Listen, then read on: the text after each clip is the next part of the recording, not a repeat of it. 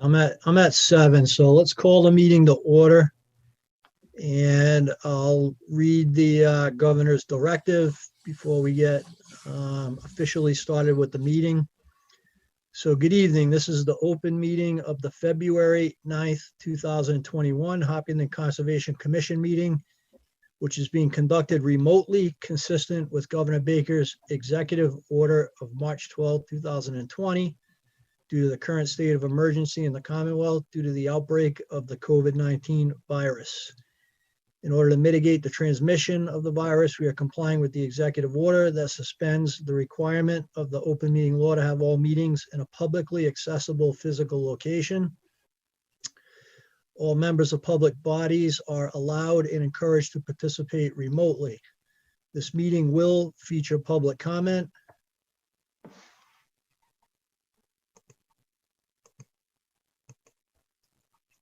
For this meeting, the Concon is convening by Zoom as posted on the town's website, identifying how the public may join. Additionally, the meeting is also being broadcast live and recorded by HCAM. Accordingly, please be aware that others may be able to see you, and take care not to screen share your computer. Anything that you broadcast by voice or video may be captured by the recording. Supporting materials that have been provided to members of the commission for this meeting are available on the town's website. After commission members and staff have discussed each project application on the agenda, the chair will then open the discussion to public comment. Members of the public who wish to speak are asked to identify their name and address. 3 minutes will be afforded for each public comment. Finally, each vote taken in this meeting will be conducted by a roll call vote of the commission members. And at this time, I would just like to confirm that the members of the commission are present and can hear me. So Melissa Ricos. Here. Kerry. Here. Jim is not attending tonight. Ed Harrow. Here. Janine LeBlanc. Here. Ted Barker Hook. Here.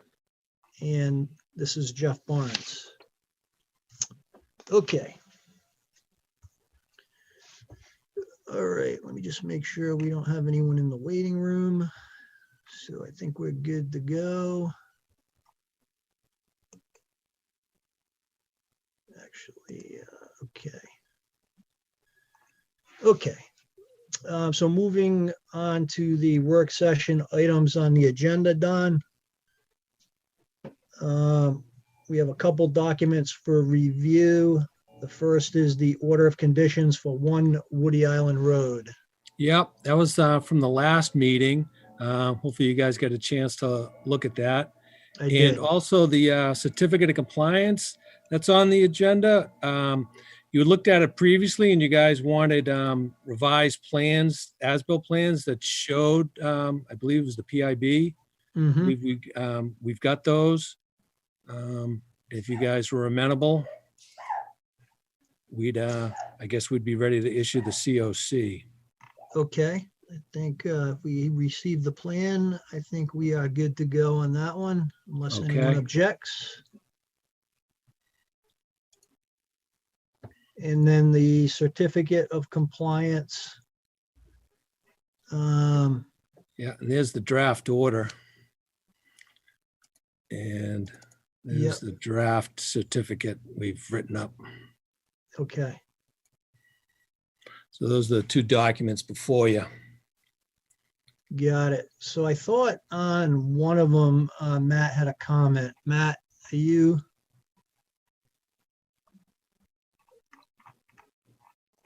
Here. How you doing, Matt? Good. I think it was for 1 Whitman. Was there an issue with the PIB? I seem to recall, or has that been resolved? As far as you guys know? Off the top of my head, let me see if I can grab the file. Yeah, and I've got I can bring up your COC review comments, Matt, on the screen. Yeah, I'm just looking for it. Doesn't look like I downloaded it from the Google Drive done. I apologize. No, no. So, let's see. Yeah, I think it was a little farther down. Right here. Yep, it was item 4. So has that been addressed, the as-built plan? Yeah, Yeah, okay, good. Okay, to show the PIB. yep. Yep. So what we've got on file now is boundary of permanent area, no disturbance. And these are the icons here. Got it. Okay. Perfect. All right, very good. So I think we're all set with those two, Don. Thank you. Okey doke. Okay. Couple new applications, 1 Oakhurst and 3 Oakhurst. Yeah, we'll need more time to review that. Yep. Okay, the draft minutes for November 24th, the executive session minutes for November 24th, and the December 22nd minutes. Did everyone get a chance to look at those? And are there any comments at this point? Okay, if I can get a motion to approve the minutes of November 24th, the executive session minutes of the 24th, and the meeting minutes of December 22nd. I'll make that motion. Okay, Ted, in a second, please. Second, Melissa. All right, and we'll do the roll call vote. Melissa, Aye. Carrie, Aye. Janine, Aye. Ed, Aye. Ted, Aye. and Jeff is an aye. And I don't think I missed anyone. Jim's not with us. So, okay. All right, thank you, Don. I think we're good with those. All right. Okay, Plascon 53 Hayward Street. This Yep. is the site disturbance in the buffer zone. Right. I don't know if the property owner's there. We were able to send out a letter to that effect. Yes, Mr. Plascon, are you with us?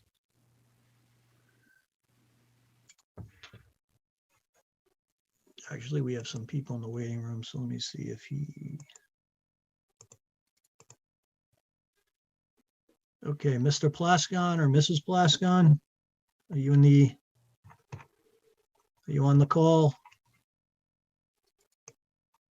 Okay, Don, why don't you just give us a quick summary then? I don't, just Yeah. scrolling through. So I guess they had some storm damage on their site. Mhm. Trees went down and they went in and brought in some fill to level out. They might have had, some of the trees uprooted. So all we got was the after effects. So Matt was able to get some site photos of the area. So I think we were just wondering what the disturbed area, will it be allowed to go wild, or, is it, now that it's filled and level, is it, going to be loamed and seeded, or some sort of actively landscaped? So I think the commission was just wondering, if the area was just going to let to go wild, I think they were, you wouldn't pursue it any further. But if we're going to be a change in use, like, all right, now we're going to take the opportunity to expand the lawn area or whatever, the landscape area in the buffer zone, you might be looking for an after the fact permit application just to document, the change in use. Mhm. So did we hear back from the Plascons?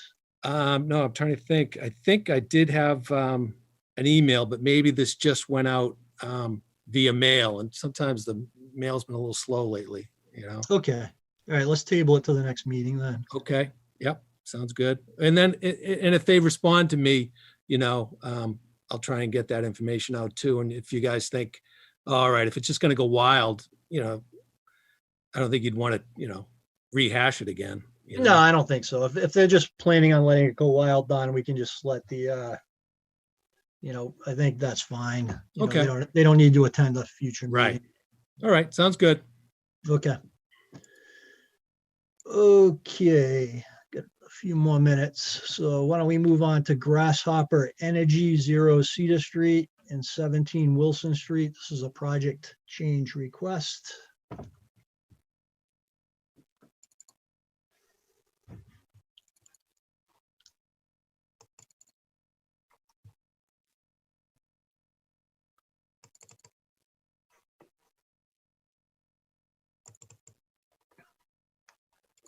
And we just received the previous project change plans we had weren't like outlined, with the changes over the plans.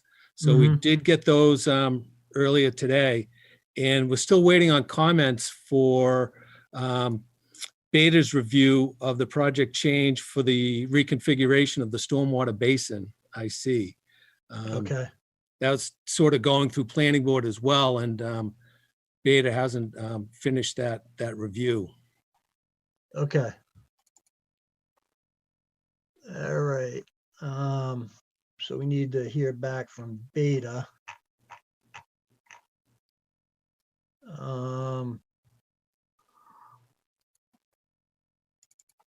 And I think there was another request, Don, for a crossing in the interim.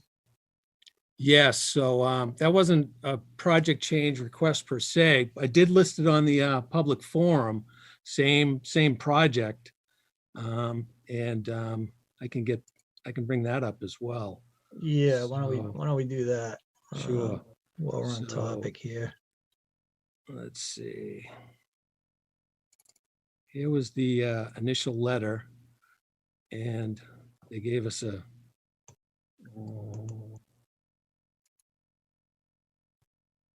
Let's see. Where's their response?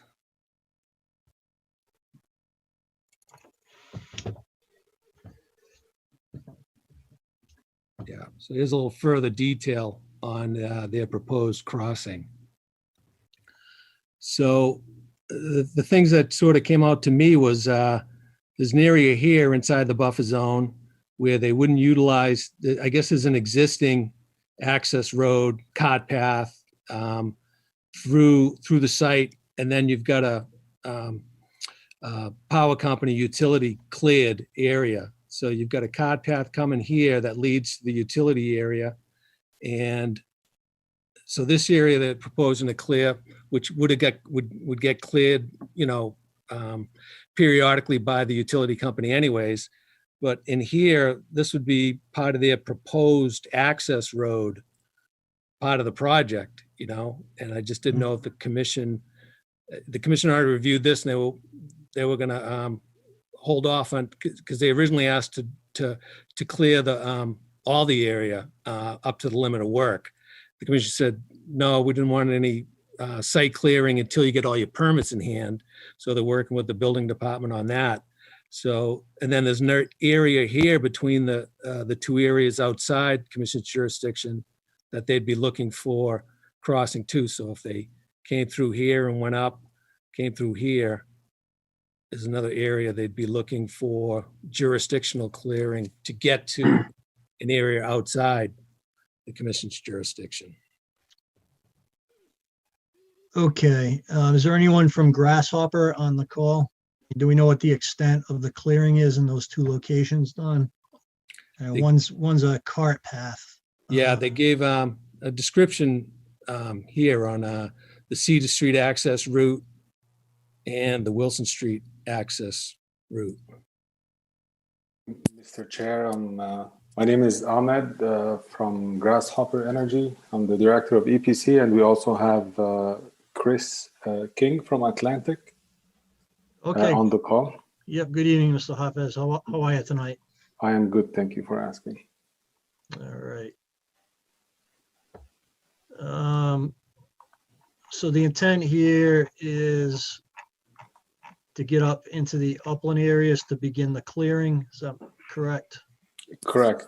Like, we'll wait until, we heard you last time, you said we can't start clearing in the HCC's or the Conservation Commission's jurisdiction area until we get the building permit. So we would like to clear outside of the buffer zone now with just the crossing, like we'll be crossing from one area to another within the the Conservation Commission's jurisdiction in three areas. Two of them are almost, like the first one from Cedar Street is fully cleared until the last part, exactly this. And the other part is, the other crossing is clear over the gas line. this one, yes. And then the third one is the one that we will need to clear to access from one site to another. And we've laid out in our request here what we'll be doing with the, here, the summary of construction activities.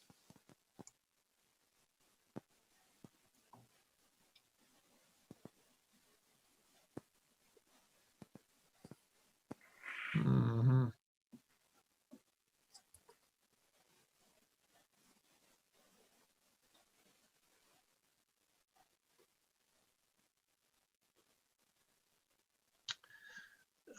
Okay, can you go back to the plan, please, Don?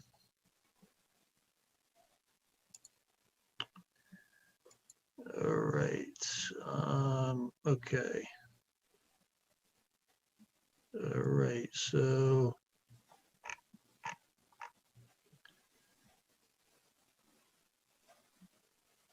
The first crossing is that identified as the Cedar Street access route, is that correct? Correct. That one there? Yeah.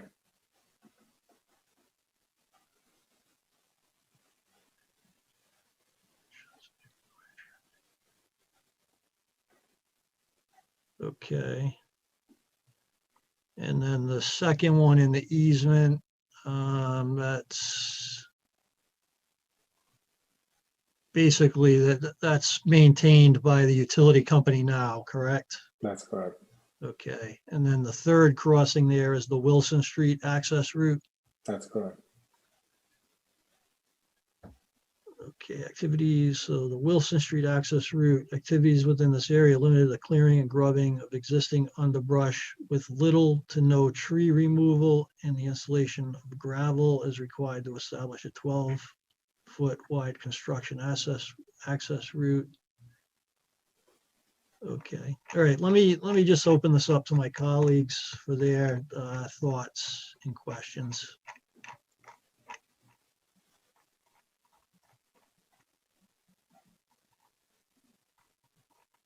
Through the chair. Yes, go ahead, Ted. I'm not a fan of the little to no tree clearing. I don't like the vagueness of that. And while I haven't walked the property, a satellite picture of the property looks like it's covered with trees where that is. I would love more specificity there. Generally speaking, my feeling is don't clear any trees until all permits are in place. But if the commission feels differently, fine. I would still love more specificity. It seems to me that the site can be looked at and we can identify there will be 0 trees cut down, or we need to cut down these 3 trees, that kind of thing. Okay. I think that makes sense, Ted. Yeah, I would agree. I think it maybe makes sense to have, either Don or Matt go out with the applicant to identify, what's going to be cleared. So to your point, we have a little bit more specificity as to what the, what's being cleared. Yeah, Mr. Chair, Yes, Mr. Heves, go ahead. we propose to have like a field meeting as well to discuss that on site, and we're open to that. We're good with that. Okay. Yeah. Okay, yeah, why don't we do that? I think that's a good, I think that's, that's a good thing to do at this point. Matt, do you have? Through the chair? Yes, Don, go ahead. Just in the past, on similar items like this, usually the route had been marked out and they would flag trees that were going to be like over 3 inches that were going to be cleared, that they were looking to take out, and what other ones they can avoid, so it'd be nice if it was just marked out. Here's the travel way, here's where we're going, and these are the trees we're talking about taking out. Yeah, no, that's a good point. Mr. Heves, does that make sense to you? Sure, Mr. McAdam, you mean on site to mark them and flag them before the visit? Yeah, so then, Yes, sure. so then we're not, so Sure. it's clearly, so we can all talk, from a same reference point going, okay, it's this tree, or, instead of guessing, oh, I think it's this tree, it might not, so. No, Makes sense, yes, for sure. Yeah, that way there, when, our folks get out to the site, we're not spending a lot of time, trying to determine which trees are being removed, that type of thing. So if you guys can do that prior to the site visit, then contact our conservation office to set up the meeting. I think that's a good path forward at this point. For sure. Okay, Chair? yes, Matt, go ahead. So I know they had talked about flagging out the limits of buffer zone on the site. I presume that would all be done prior to that meeting as well, again, for efficiency's sake.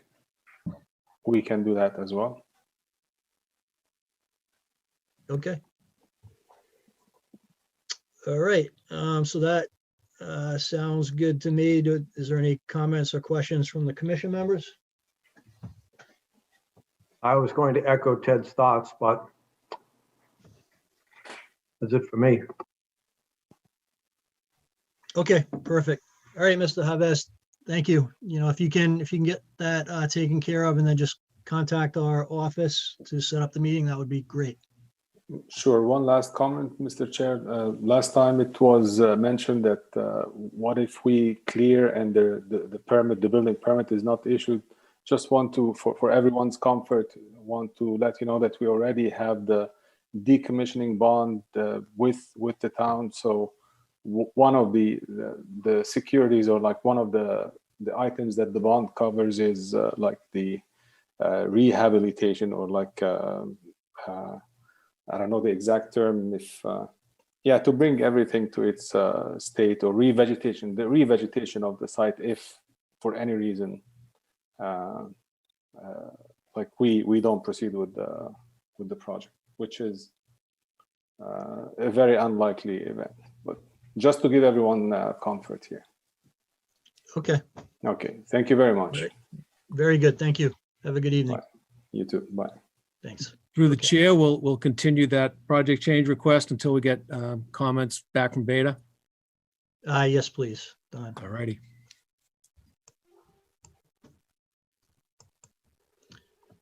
Okay, let's move on to the regular agenda.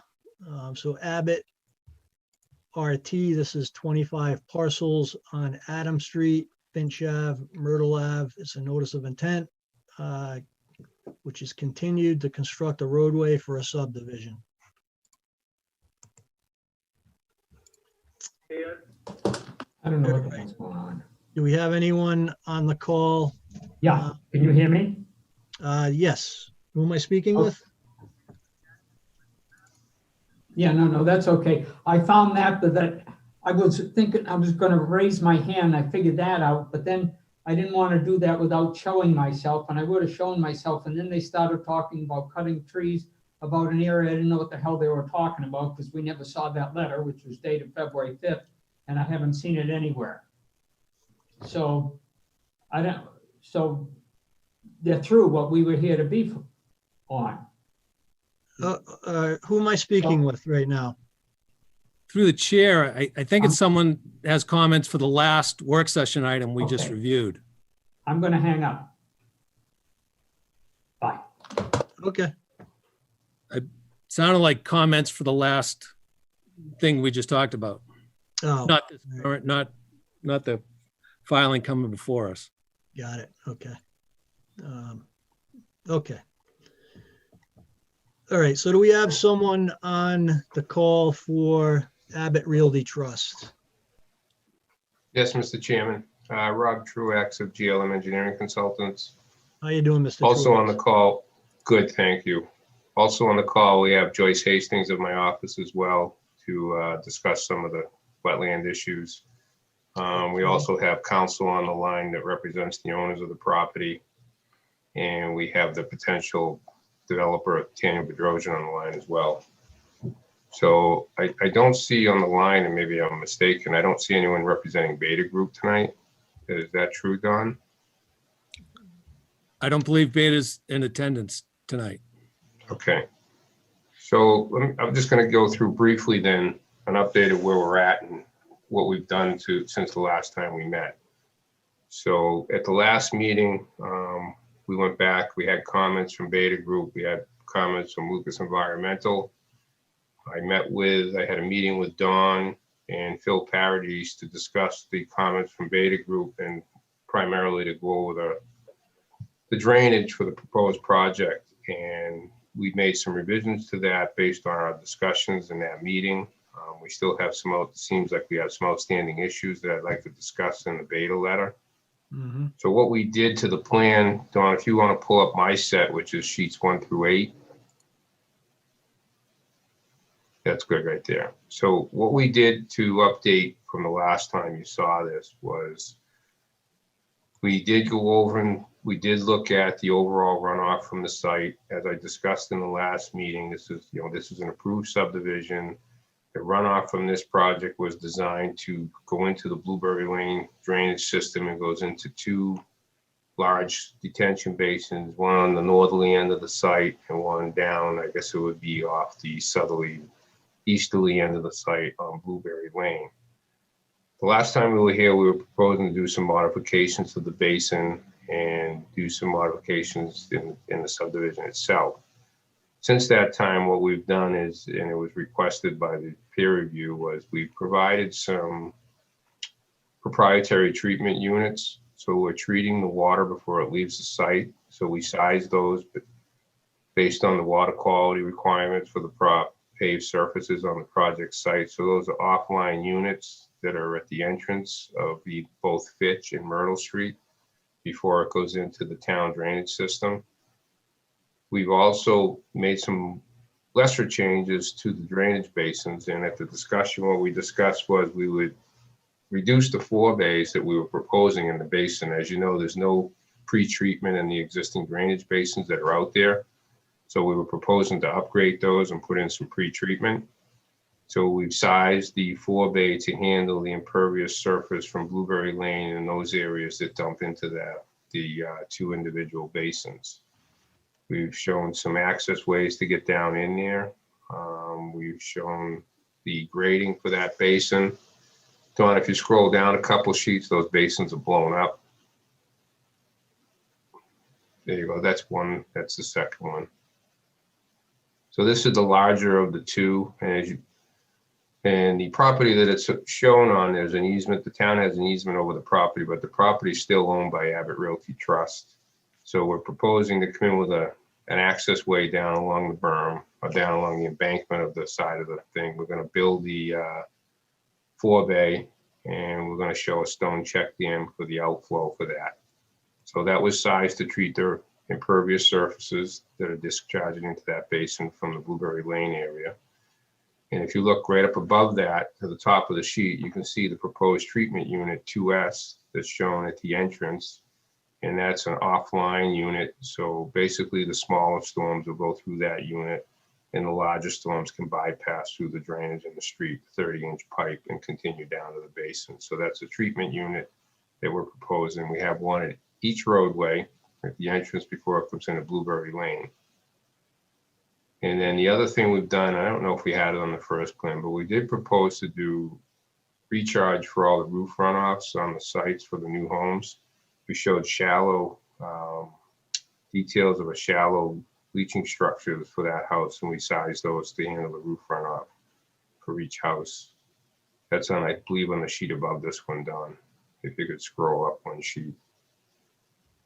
So we show shallow leaching basins off to the side. So that's just a shallow system, and that's due to the high water table on the site. Most of the soil testing we did showed that we had water tables that range from 24 to 36 inches throughout the site. There is a lot of water that seems to come onto this site from adjacent properties onto the project site itself. I did have some detailed discussions with Dawn about that. We looked at what's happening around the project. The new school went in above this site, and that's right up above, trying to think what lots we are in the back corner. So up around lots 9 and 10 and 8 is the new school that's up in that area. And you can see this on the aerial that Don just brought up. You can see the ball fields are also up on that side. That aerial doesn't show the development of the new school. I believe it's right where he's pointing to now.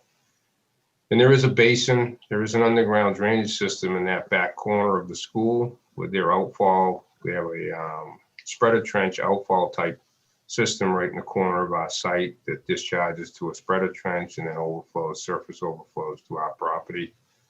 The ball fields discharge up in the corner, right off that outside of that last baseball diamond. There's a couple small detention basins, and that drains down and goes behind the houses along Blueberry Lane. I believe there's a ditch down there. We found some old plans that showed where they had ditched it around. Someone's wound it. I think it was a septic system to be exact that they mounted around.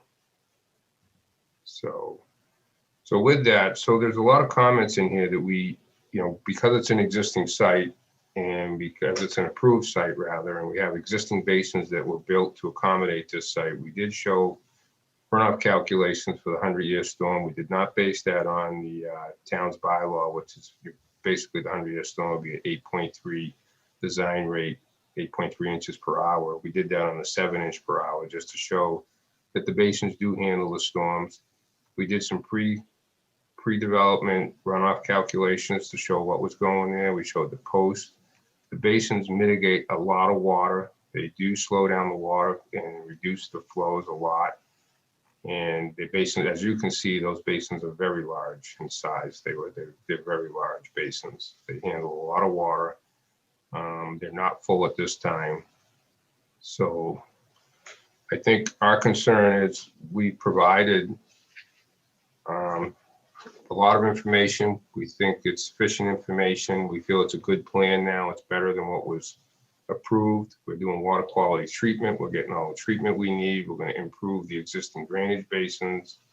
I think the pictures Don was just showing shows you what the basins look like that are out there today. I believe that's the smaller basin right there, and that is the inlet pipe, that large pipe, and that small pipe that's shown is the outlet pipe. And there's about, I would say 30 or 40 feet from one to the other. And in any small storm that goes in that basin, it basically comes in, there's a ditch that's formed and it goes right to the outlet pipe with no treatment once it gets in the basin. You can see there's some plywood on the ground. So whatever was there is not working. I don't know if there was a forebay ever proposed. I didn't see one in the design. So our design we'll build a forebay. We're going to extend the length of the flow so it goes down into the basin further. And the outlet from the forebay will be down the far end. And that's the other basin, if you could scroll to the other one. So this basin here, as you can see, that was the one we just showed in the pictures. You can see the inlet and the outlet were very close. So now what we'll do is we'll go into the forebay.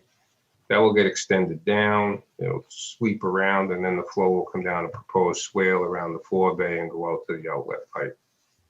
So we think these are good improvements. We think it's definitely a much better plan than what we started with. And I think with that, I'd just like to see if the commission has any questions and move on to the next. I know we have comments from Lucas, but I think I'd like to handle the two sets of comments separately. Yeah, so let's move on to Lucas first off. Okay. Thank you for the summary, Mr. Truax. So Don, can we bring up the subdivision plan?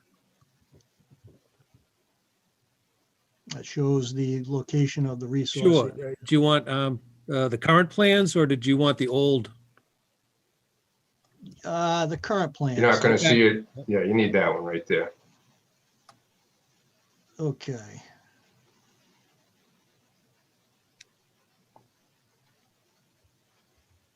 All right.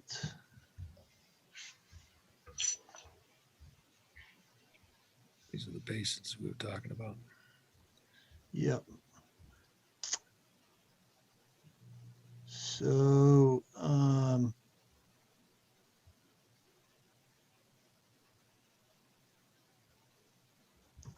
right. Don, can you just zoom in on that, please? Which, do you want this one? Yeah, zoom in on this plan. All right, so why don't we start off with just taking a look at, where the resource areas are on this site, what's being impacted. And, what's being proposed in terms of the housing. individual lots. So Mr. Truax, is there someone from, do you want to do that, or is there Gary and Helen, do they have someone on the call that can? No, Joyce Hastings is on the call with me from our Okay. office. She did the resource area. So I think I'll Okay. let her speak on the resource areas and we'll go from there. And I'll All right. chime in where you need me to. Okay, thank you. All right, Ms. Hastings. So Joyce Hastings from GLM. So the resource area that we're working with is an isolated wetland that's in the middle of the property in the area of lots 14 and 15. And Myrtle Street is the area where we are proposing to fill a portion, 4,305 square feet of that isolated wetland to provide road access for that existing approved subdivision so that it creates a loop between Myrtle to Fitch. And the things that we've done to try and reduce impact is we eliminated the Adams Street and several of the lots that are off Adams Street as part of this proposal. We've minimized the grading adjacent to the crossing. One of the questions that Lucas Environmental had was, had we looked at using a retaining wall in the area of the wetland fill to reduce grading? Well, the road isn't elevated in this area here, so there's minimal grading to construct the roadway itself. So our limit of disturbance is minimized simply by the amount of grading that we have to do adjacent to the road. If we put in a retaining wall to minimize that fill, the retaining wall will be 1.5 feet high, and it won't be reducing the footprint of the area of disturbance by the time we put in the retaining wall and the footing that goes along with it.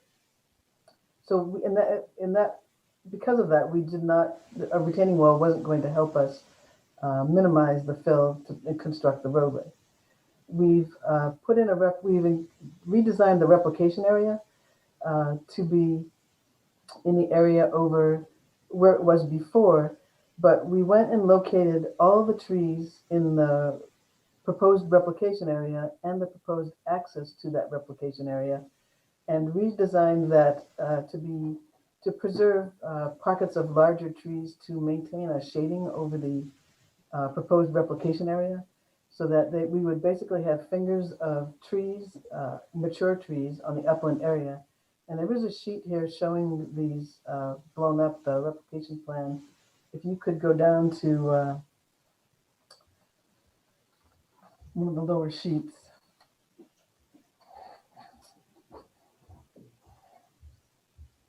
Oh, yeah, right there. So if you can just zoom in on that a little bit, you can see we located all the trees in both the replication area and the access area, and we chose groups of trees that would be that would make sense to preserve and allow us to create this irregularly shaped wetland replication area that would have proper access to the adjacent wetland.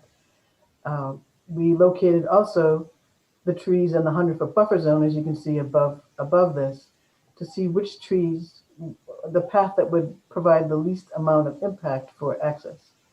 And in doing so, in the construction access, we would be disturbing 2 trees, a 7-inch maple and a 10-inch birch. And as replication for that, when this was all finished, all the areas that were disturbed would be seeded, and we would plant 5 trees within that area of disturbance as mitigation for removing those 2 trees. But we also expanded the plantings within that replication area, and have attached a planting schedule, so that we are putting in a total of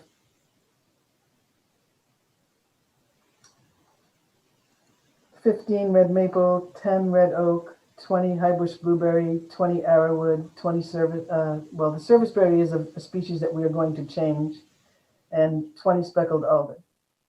So we beefed up the the planting schedule with trees and shrubs, and we're planting them on a 8 to 10 foot on center spacing for the trees and 10 to 15 on center for the shrubs. I switched those around, and then within that area, we'll do the rock clusters, logs, and inverted stumps to add some habitat within that area. And that's what we've done. We increased the size of the replication area, preserved overstory to provide shading, and better define the access to that replication area. Okay. Don, can you zoom back out, please? To for the overall subdivision plan.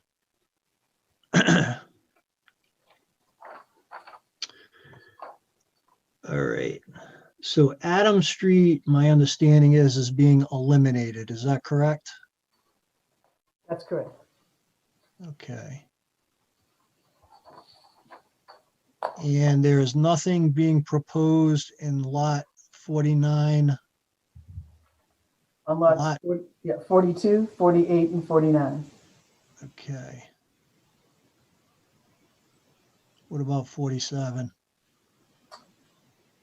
That I don't know the answer to that one at this point. Those two, we haven't proposed any houses in this proposal on those two, 54 and 47. Okay.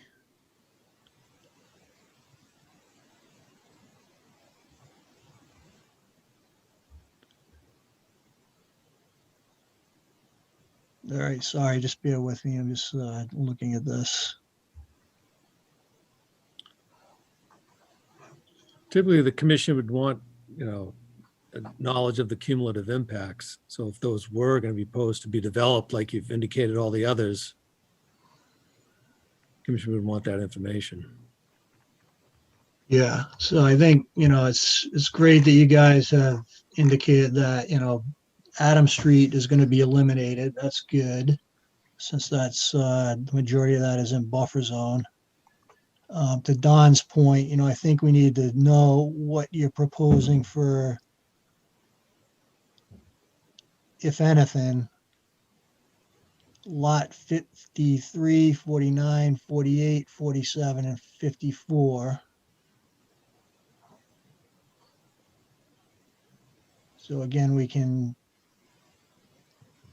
have an idea of what the cumulative impacts are in lot 42 there.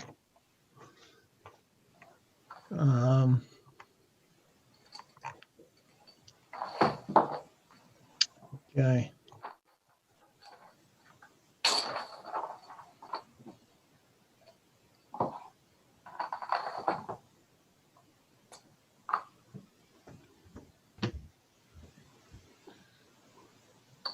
All right, well, we will review that and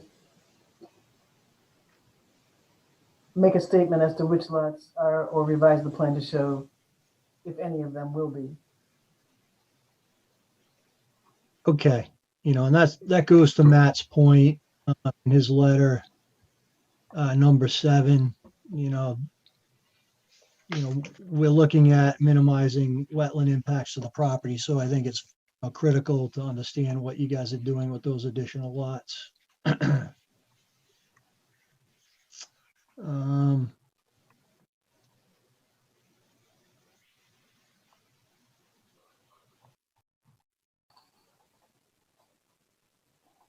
So going through Matt's comments, the Mhm. ones that he had outstanding comments on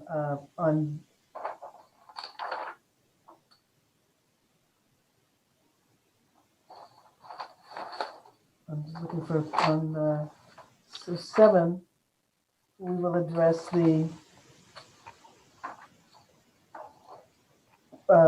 we'll address those lots. And then on 8, 8 was simply a case of we would submit the applications that with respect to 401 water quality and the Army Corps permit. We will submit the applications that we submit to them so that you have those in your records. Yep, so 9F is a big one, the Yeah, cross section, these other ones are kind of, Right. they're comments, but they're fairly minor in my opinion, the identifying or relabeling the shrubs that are being replanted, that type of thing. So I just wanted to ask, and I can talk to Matt after the fact. I just wanted to get a better understanding of what he was looking for on the cross section. We've identified the water table on both. We provided soil cross sections for the soil testing we had done, and provided depth to. I think I'm just asking: is he just looking for a line on the detail that shows where the water table is on our cross section? Matt, do you want to jump in? Sure. Yeah, basically just, it's really a matter of having sort of all that information in one place. So Okay. the cross-sectional view that's, on your mitigation plan should just, show all that information, as much information as possible. Again, just kind of thinking forward to, this gets handed off to somebody else and none of us are involved, that it's as crystal clear as possible for somebody building this thing, especially in this circumstance, the way it's designed. This is a little bit of a unique one, and I applaud you for the effort. I think it's had a little bit more creativity put into this than we've seen on some other recent mitigation plans that have come before the commission. And I think it's a feasible mitigation, but where it is a little unique, I think the more detail, the better. It's one thing to design it, it's something else to build it and make sure it actually works. Okay, well, I will add those two there, and then if I may show them to you before I submit them back to the board, just to make sure I'm covering your concerns. That makes sense. All right, and then I think comment J. Yeah, the other ones, Miss Hasty, I don't think we need to take up time for the meeting tonight. I think they're fairly minor in nature Okay, and are pretty straightforward. The two big ones were the cross section there that you just talked about, and then, what's the intent with those other lots, so we can assess cumulative impacts. I think those are the big ones. Let me open it up to the other commission members though for their comments. Through the chair? Question. Yep, go ahead. Sorry, just before you move on to the other folks, Jeff, the other potential, I think, larger item was the question of if there are any wetland resources proximal to any of the work in these basins. And again, I don't know if that's been investigated or not, just because that could trigger, if there's work within buffer zone of state regulated resources, it might require sort of a whole different filing and things like that. So I don't know if Joyce has had a chance to review that or not, or can answer that. we did have a chance to look at that. The larger basin, there is a wetland. Out of the larger basin, there is a ditch, and beyond the ditch, it heads towards a wetland. But that wetland is more than, it's almost 100 feet to the outlet, so that the work that we're doing is at the front end of the basin. And so we're not within the 100-foot buffer zone with our work on the front of the basin. And we also would consider this work to be perhaps maintenance on the basin. So even if it were within the 100-foot buffer zone, we might not, need to file, might be included as an exempt activity. But our work is not within 100 feet of a wetland that's downgrading to this. And it's the same with the other basin, at the smaller basin up at the top. Okay, and Jeff, is that something that the commission will want to see on the plans? Yes. Where these other areas are, even if it's shown as approximate or something? Yes, I think we need to see that. Yes. Matt. Okay. Okay. All right. So if I could say something on that, Mr. Chairman, Sure. Rob Truax again. So the larger basin where we talk about the outlet, and that outlet structure was put into a man-made ditch. There was no resource area there. That ditch is on the original subdivision plan to be constructed. They put that outlet in and they built it. You're not going to see it on these plans, but I mean, I have it on one of the original subdivision plans. They show it as a proposed 4-foot wide, 4-foot deep open channel with riprap with 3-to-1 slopes for the outlet of the detention basin. And that was to go all the way down behind all the houses and discharge at the lower end of Blueberry Lane. So I don't know if that has any impact on what we're talking about. Well, the characteristics of I mean, that was done, 30 years ago, right? Right. So, the characteristics of the area may have changed since then. So I think, we need to take a look at it. Okay, we can show it on there. I mean, as Joyce said, the outlet is over 100 feet away from anything we're doing. Okay. Yeah, let's show it on there anyways. Yep, that's fine. Okay. All right.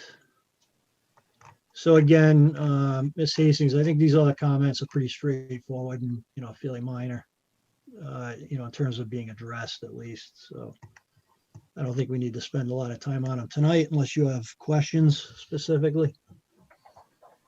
You just may I quickly.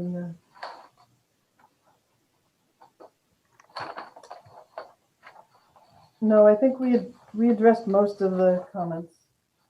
Okay. Okay. All right. So let's move back to the stormwater review now. And actually, before we do that, I'm sorry, let me just open it up. Were there questions or comments from the commission members on the Lucas review before we move on?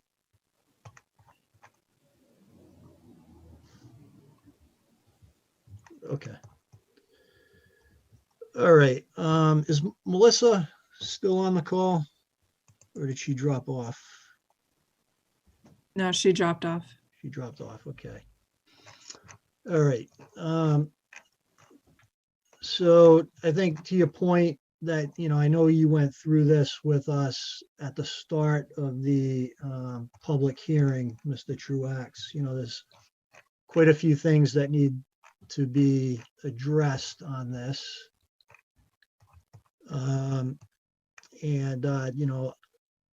Carrie and Melissa are, our resident stormwater experts. Carrie, I don't know if you want to jump in with any specific comments.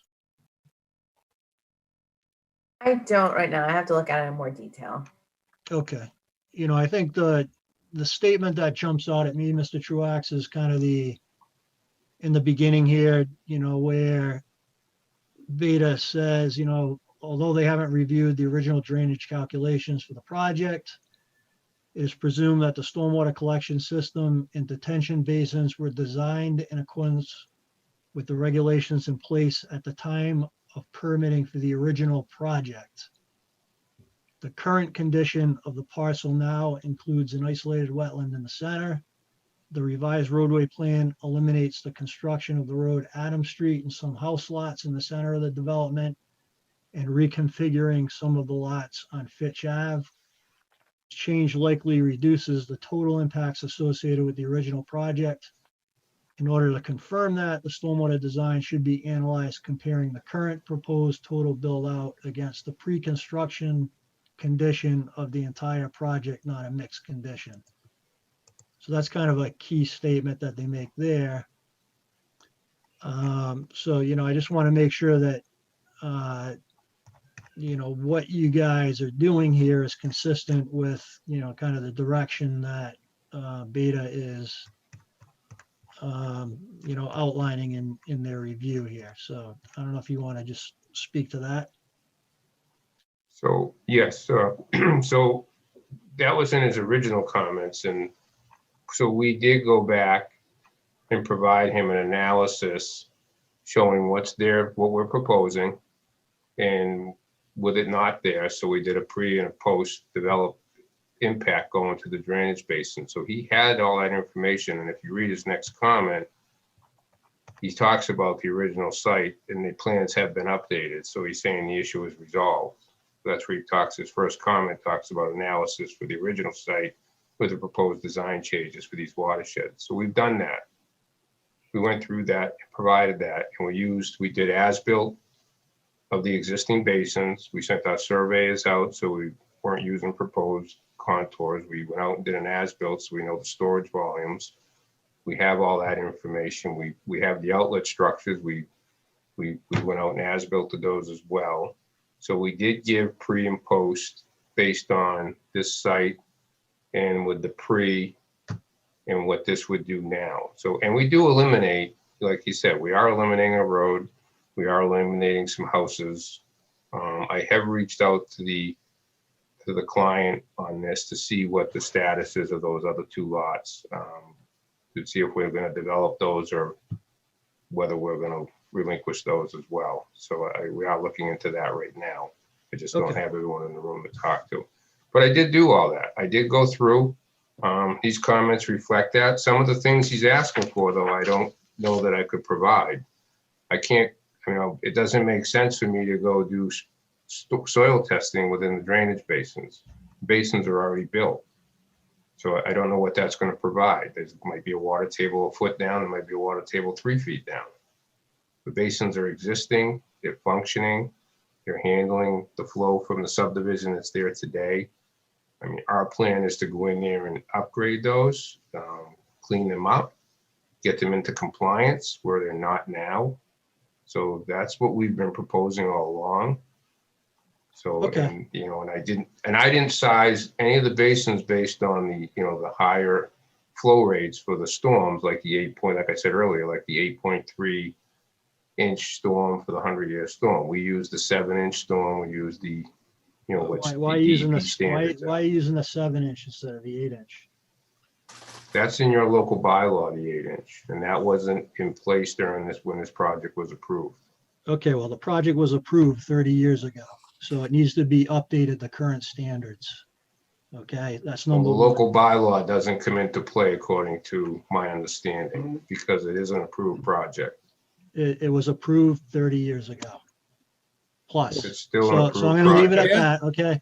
So Through the chair, yes, Don. it was approved by the planning board. It wasn't approved by, Correct. this proposal before you was not approved ever by the Concom. Right, So you're looking at it for the first time. right. So, So it's subject to today's standards under the bylaw. So that's point one. So the review that I'm reading from Beta is February 1st, 2021, okay?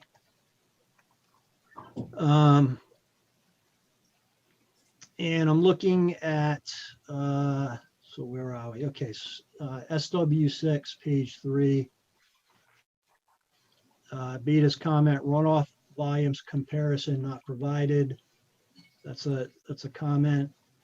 For SW7, update the plan design to the current standard for the rainfall data for the 24-hour event. SW8, recommend reconfiguring the pre and post development watershed plans to include a third analysis point. So, there's still a lot of work that needs to be done, I guess is the point. And, it needs to be, when you're looking at this, it needs to be engineered to current standards, not standards, from 30 years ago before the bylaw was in place. I understand it's been under litigation, for whatever reason, but, to Don's point, this is coming before the commission now. And, the engineering this to standards that are 30 years old or 20 years old, just, then it's not going to work for us. So We're not engineering it to the standards that are 30 years old. We've gone through the stormwater regulations. Engineered to We're not, to the current standards. no, we're not doing it to your stormwater bylaw. Is that standard? Okay, well, that needs to be done. So my understanding of the bylaw, though, is it states that if the subdivision was approved by the planning board, it doesn't state dates, it just says if it was, then this doesn't fall under that. I'm gonna Okay, ask well, council to chime you in, Mr. guys- Chairman. You guys can engineer it to the standards that you want, and then we'll review it, and, we'll see where it goes, I guess. Melissa is back. I don't know if Melissa has, Melissa's a stormwater engineer. She's gotten a chance to take a look at this. I don't know, Melissa, if you have any comments. I do. I'm not sure. Obviously, I missed the discussion right there. But my comments on the project were going to be that I thought that we should be using the stormwater standards for the new development. I know it was designed back in '89 when the stormwater standards were not in place. Those went into effect in '96. And currently, we require all of our developments to follow the new rainfall data and things and such. I think there was a condition in the order conditions where, they're valid for 2 years before you start construction. I think kind of the intent of that is for projects like this, where things change over time. And I would expect any development in town to go by the new standards. Rainfall changes, development changes, a lot of things change. I'm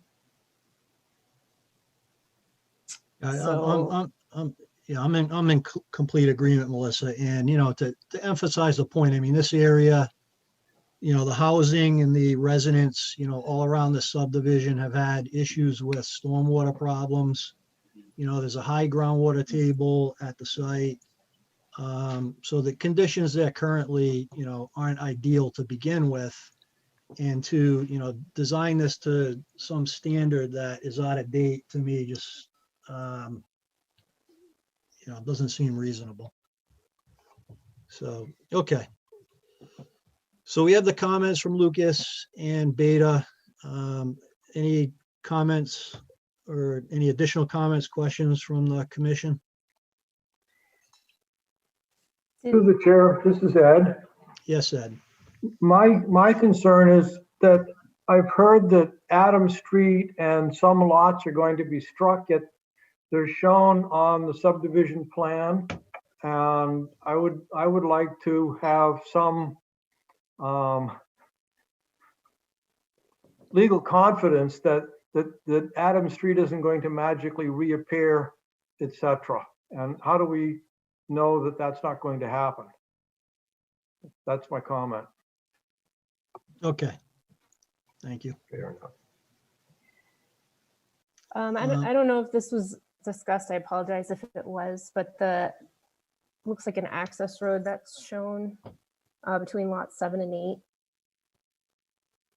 Was there any discussion on that? No, we didn't discuss that, Melissa. Sorry. Go ahead. I was just curious what the intent is with that. I know right where this road is, where Myrtle or Fitch, is going in by lot 6. There's currently a footpath that goes to the town properties. That's used a lot. It's very, very muddy. There's boards down constantly for kids and people to access the town properties on the other side. I was just curious if anything in regards to access for the neighborhood, was going to be maintained or in any way for the neighborhood. I think it's a asset. I know this is not necessarily going in front of the planning board, so that's why I'm bringing it up.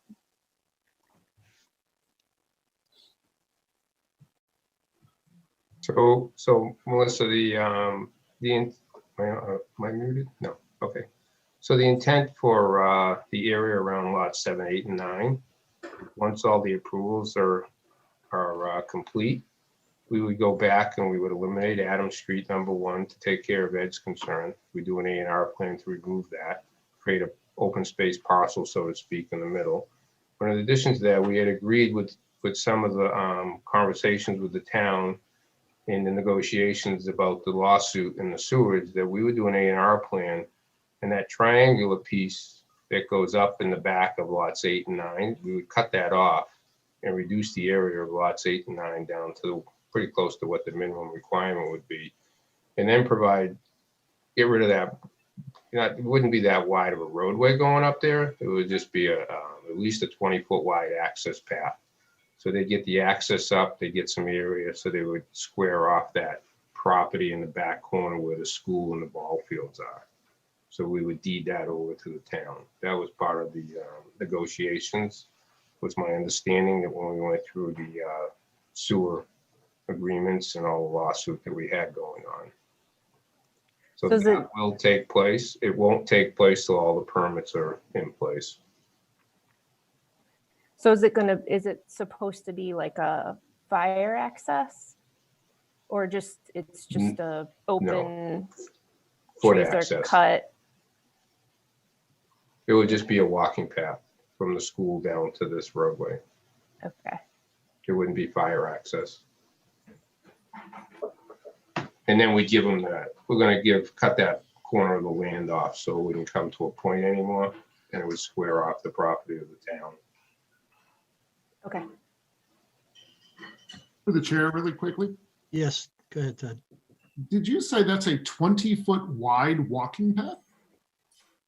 No, we would give a 20-foot strip of land Okay, all right. to The put a path would walking be- path in. No, yeah. Yeah, No, the path wouldn't be 20 feet. It would just be a walking path. thank you. I was confused. Sorry. Okay, do we have any questions or comments from the audience at this point?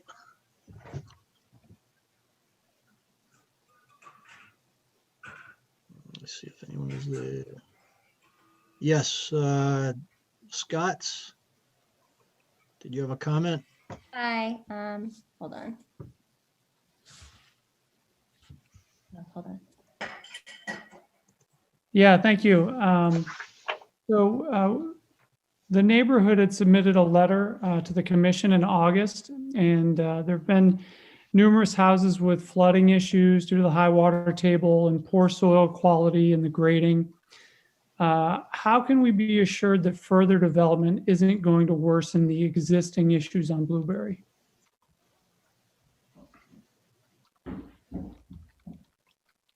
That's why we have Beta Engineering doing the stormwater review, Mr. Scott. So I think that's why we want to make sure that that is done properly and up to current standards. Okay. So that'll be making sure that the runoff is properly maintained in the basins, would be contemplated in the review by the commission's consultant, Beta Engineering.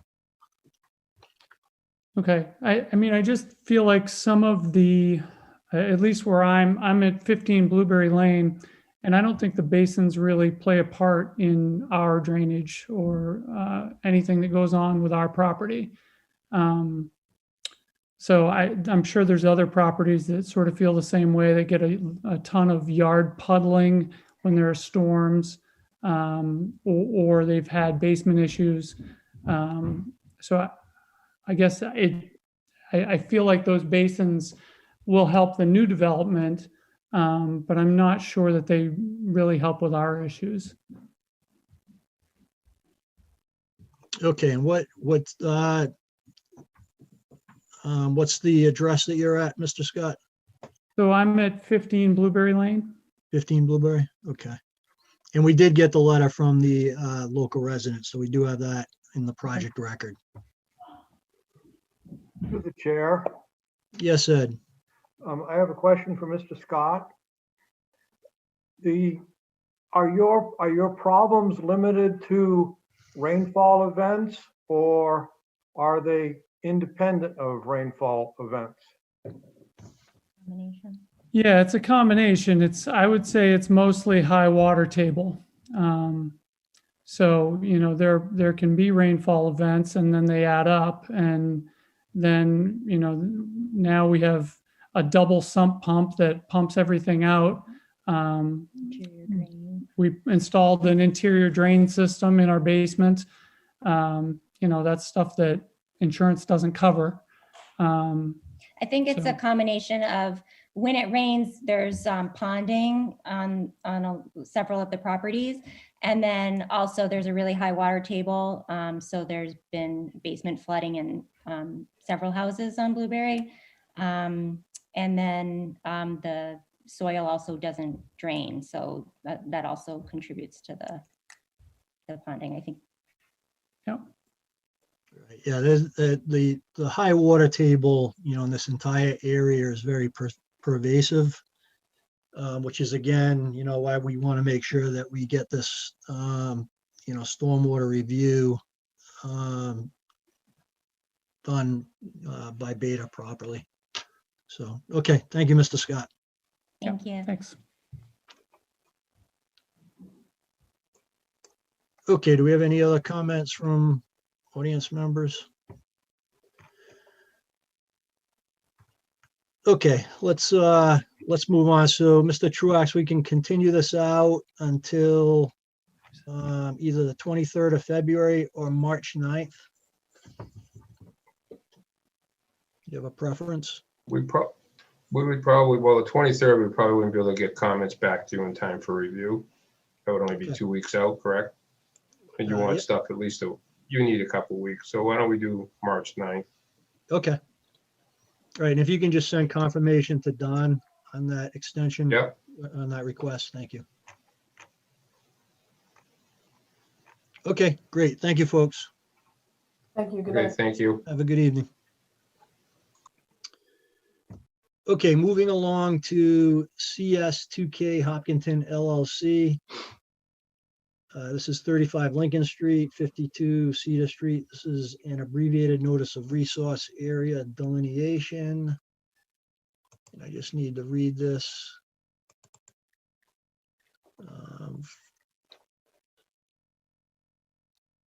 To formally open it. All right. Okay, the Hopkinton Conservation Commission will hold a public hearing on Tuesday, February 9th, 2021 at 7:00 p.m. virtually online to hear all persons interested in an abbreviated notice of resource area delineation filed by CS2K Hopkinton LLC to determine the limit and regulatory status of on-site wetland resources. The location is 52 Cedar Street Extension. Assessors map R3 Block 8 Lot 0 and 35 Lincoln Street. Assessors map R3 Block 14 Lot 0.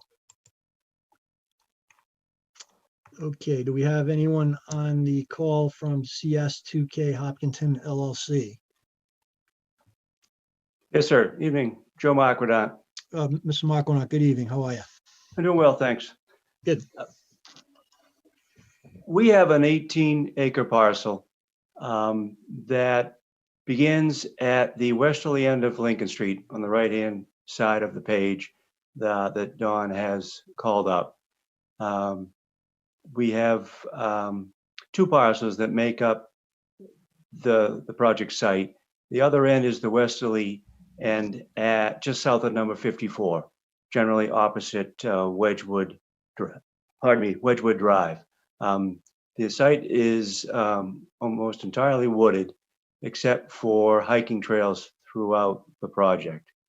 We have been to the planning board to discuss an open space landscape preservation development project for the site, single family residential.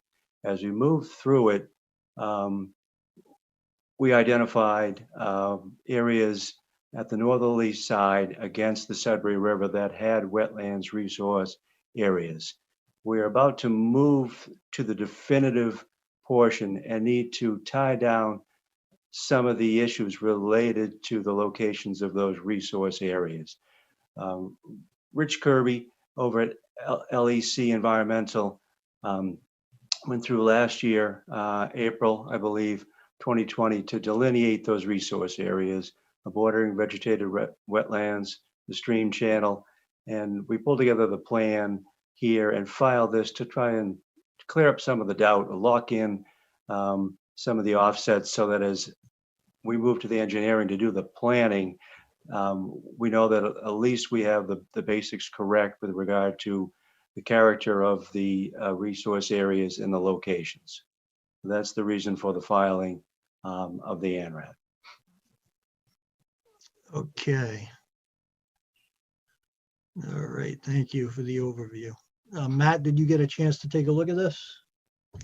So I've reviewed the plans, and Don sent me some, I guess it was an ORAD issued on this property a few years back. I've compared that, but due to the snow cover, I haven't been out to actually field verify any of the flags. And as you'll notice, Don, maybe you can zoom in a little bit. There's sort of a finger of wetland that creeps up the slope. It's probably fairly important to the future design of the site. And that finger that kind of shows on the slope, those can oftentimes be a little tricky, and trying to confirm those under a foot of snow or even 3 or 4 inches of snow, sometimes a little inadvisable. And that is one area where it looks like the boundary changed quite a bit from the previous approval to what this one is looking to get approved. So unfortunately, my recommendation would be to wait, for the snow to dissipate at least somewhat. I mean, unfortunately, it keeps coming, but I'm not sure what the time urgency is of the applicant, but there's not really a lot we can do at this time, in my opinion, to accurately nail down those areas. I mean, I could probably go out and look at some areas, but I'm not sure that that's, it's kind of all or nothing on this, really. Okay. All right, so Mr. Markonaut, your thoughts? Can we wait until I guess it sounds like we don't really have much of a choice at this point. Matt can't verify the limits of the resource areas with the snow on the ground.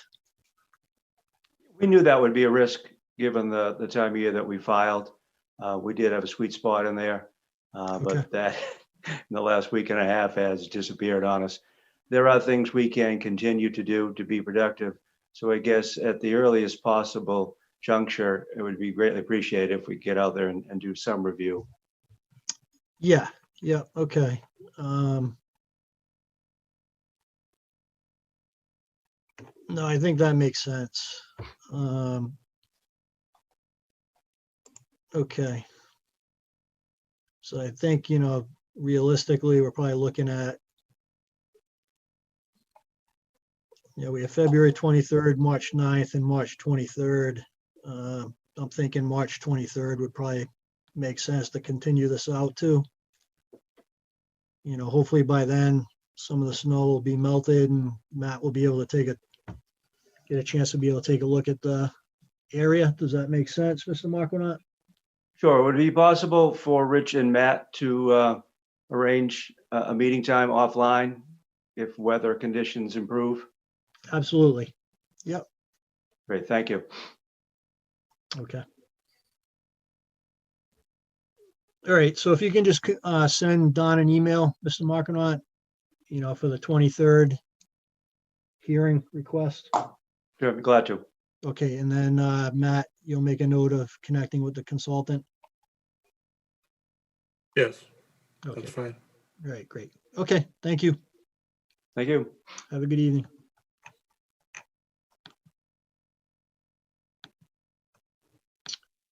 All right, Claro, 0 Hayden Row. This is a continuation of a notice of intent for a single family home.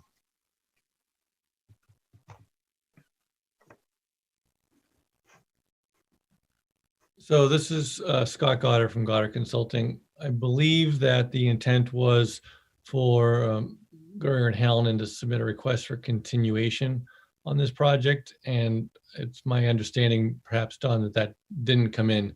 I'm hearing kind of last minute. Is that correct? Yeah, I don't believe I've received one before the meeting started. Post 7 o'clock. If they sent something after 7, I'd have to check my emails.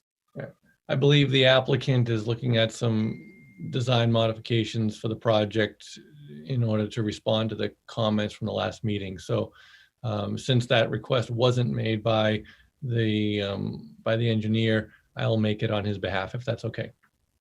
Okay, that sounds good, Mr. Goddard. So you're thinking continue this out to the 23rd? February That'll be 23rd? perfect. Thank you. Okay. If you can just send Don an email, that would be Will do. good. Thank Yep. you. Okay, great. All right, moving along, Mastriani, 0 South Street. This is a continuation of a notice of intent for site work to construct a commercial building.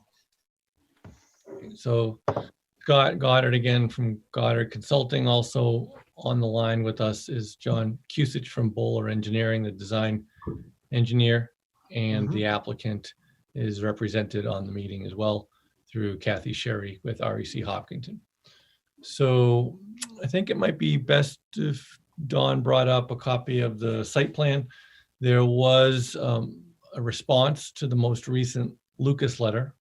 Well, let me rephrase that. The one that was issued after the last meeting. We had some verbal discussions and Matt Verrill submitted a letter.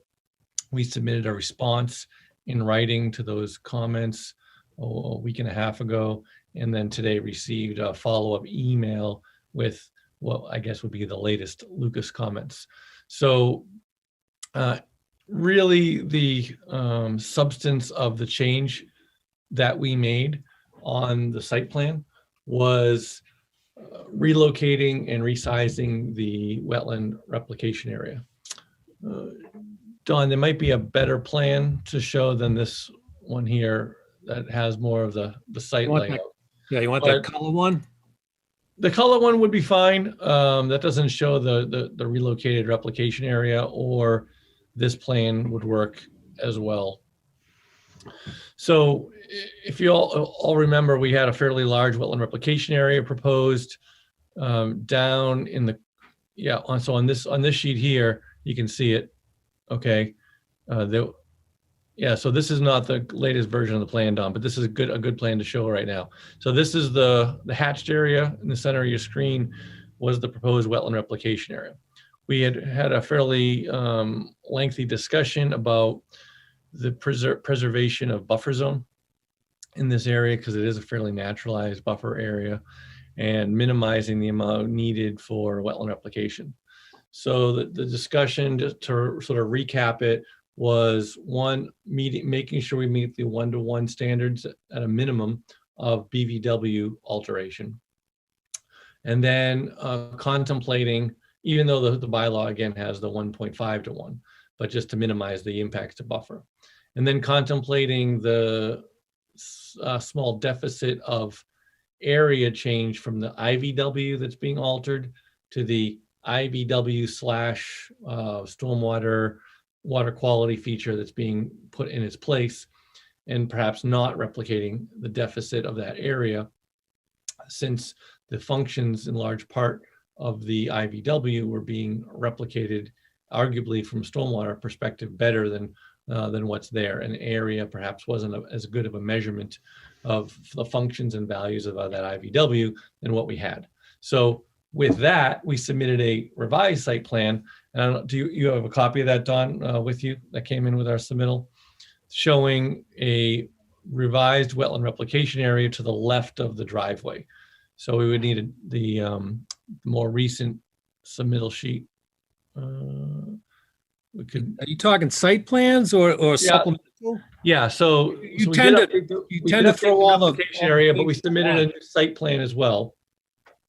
And the new site plan shows the replication area relocated away from that area altogether. So instead of being down near the basin, we kept the wetland replication area now immediately at the location of the crossing where it's crossing the BVW.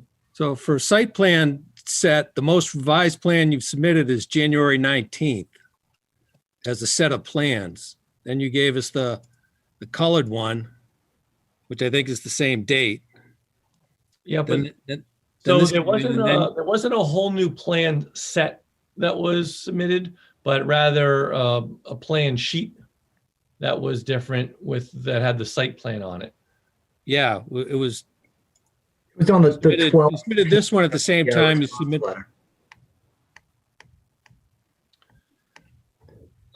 So I think, Don, if you go to Goddard's response letter, I think it was attached within that document. I think it was on the very last page. Oh, yeah, that's of the right. Goddard response letter is how it was set up, I believe. So that was January 20th. I think maybe February 1st, I think. Yeah, it was February 1st, Don. February 1st. Yep.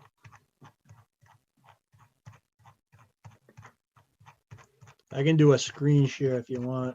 I got it here. Yeah, maybe scan all the way down to the bottom, perhaps. Yeah, it's the very last page, I believe. There you go.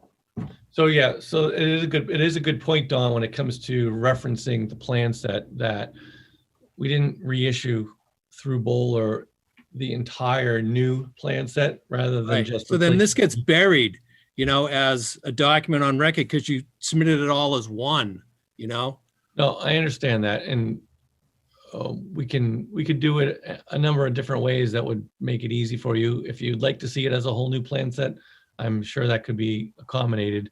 Or well, if if they came separated, I would have labeled them like, oh, here's a plan C401 received on it. But basically, all I'm saying is when we file it, we file this. Right. No, I understand. This is how it came submitted. So it's entitled in the file. Right. I understand exactly what you're saying. Dated. So would you like that sheet submitted as a standalone file, or are you looking for an entire new plan set? No, I'm just saying, you asked for the plan and I had to find it buried at the bottom of this. I understand. That's all I'm saying. We have it in the project. We have it in the project Here, record, Scott. It just takes a while to find it because it's not labeled as a plan because it's labeled as your response. For sure. So that's my bad, and I'll give you that sheet as a separate standalone file, and if that's adequate, fine. If we need an entire plan set, we can work that too. But this is the right plan for sure for the balance of the discussion. So if Don, you could zoom in to the crossing area, that would be perfect. So instead of being, kind of the bottom right of the screen where the replication area was shown, now we've been able to make it small enough using this modified criteria for sizing to put it immediately in the proximity of the work location where we're crossing and altering the wetland to begin with. So the size of it was shrunk down. So this is basically a 1-to-1 BVW replication area. And then the IVW to the stormwater basin above us is kind of a 1-to-1, a function of areas lost to gained. So there were a few comments in Matt's email that I will go through briefly. I think there was only 5 or 6 brief comments. Let me pull those up and we'll just talk through them briefly. So today at 4:20, there was an email and Matt issues a number of comments. The first one is regarding the IVW mitigation area. Matt's first comment was to the effect of perhaps making the restoration area, the stormwater feature, larger than it currently is. So if you look at the site plan that Don had up, there, I suppose to the bottom of the screen, which is to the west, there could be some room to make it a bit larger. I guess the question to ask John would be, would we really gain a lot function-wise from doing that? Or is it worth the offset of further disturbance to what is BVW buffer zone and forested area to create a larger wetland stormwater feature? Yeah, and I can speak to that, Scott. Yeah, I think we spoke about this at the last hearing. So it sized that feature to essentially, as a water quality feature, really. So it essentially captures 1 inch of runoff from that paved area, And if that was a new pavement, that's what we would do for the water quality volume. So that's what we sized it for, just to get that volume. We could make it larger, and we talked about that at the last hearing. But by doing so, it would result in us extending closer, into the buffer of the BVW and removing mature vegetation. And I think it was the collective discussion and agreements that really didn't get any extra value to extend in that direction. If that thought process has changed, we certainly can do it. I just don't think it gets any additional, functional value for the treatment of stormwater coming off of the paved area. Chair? Yes, Matt. Yeah, so just to respond to that, a couple of things. One, I think the commission, there's been discussion about sort of relaxing the requirements of not meeting the 1.5 to 1 mitigation certainly for the BVW, again, to avoid alteration of good buffer zone habitat. I'm not sure that I've heard the commission entirely agree to not providing 1-to-1 on the IVW. So I think that's maybe just for the commission to have some discussion and agreement on. If that's the case, that's fine. But I do see an area. I mean, you keep talking about having to cut down more trees and get further into the buffer zone to expand this area to get it closer to the 1-to-1 basis. Yet I guess it's to the west of the area, you're showing grading, and it's already proposed to be disturbed. And I guess I don't see why that couldn't be expanded into that area that's already proposed. Looks to me it's just proposed to be lawn area. And I think this was brought up at the previous meeting by one of the members. That why not expand it into that area and vegetate it and get it closer to all the functions that are being lost. Again, I'm not saying that the IVW was of any great value to begin with, or else I think the commission wouldn't be allowing the impact to begin with. But I think just, it's more than just volume. There is area value to that for whatever habitat it provides. And again, I think the goal here is to provide something better than what's being lost. So I think getting as close as we can to that 1-to-1 has value. Understanding that the volume is what it is that's coming off that parking lot untreated. I'll leave it at that. Okay. Mr. Chairman, would you like to discuss that further now, or do you want me to just continue down the discussion of these comments? Yeah, let's continue, Scott, and then we Okay. can. So the second comment was regarding the new placement of the replication area, and Matt's comment was effectively asking whether or not the upgraded twin 18-inch culverts were going to be adequate for wildlife passage. So Dan Wells from my office did do a fairly thorough wildlife habitat evaluation and found that passageway would be adequate for small reptiles, amphibians, and small mammals, and larger animals would go over the roadway more typically. So yes, you can always make a crossing larger, but I'm not sure that there's a benefit to it from a wildlife perspective at this point, since the passageway function is accomplished. So my proposal to the commission would be that this improved crossing is adequate, particularly in light of the fact that we don't have a stream channel flowing through there.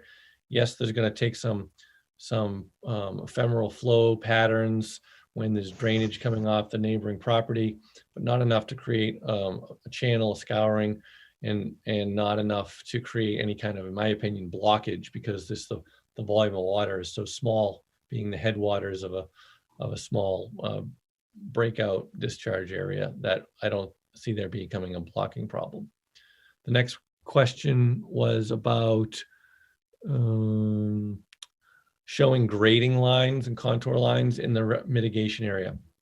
That's a reasonable comment, and in most cases, certainly applicable. When we had the replication area shown in the other location, it was at a bit of a steeper grade and needed to show those contours. On this plan, what we did, if you go to the site plan, on the upper right-hand part of the site plan, you'll see a cross-sectional view of the replication area. And the change in grade is only going to be, if you go sort of up to the top of the sheet, Don, and to the right, there's a cross-sectional view there. And right there.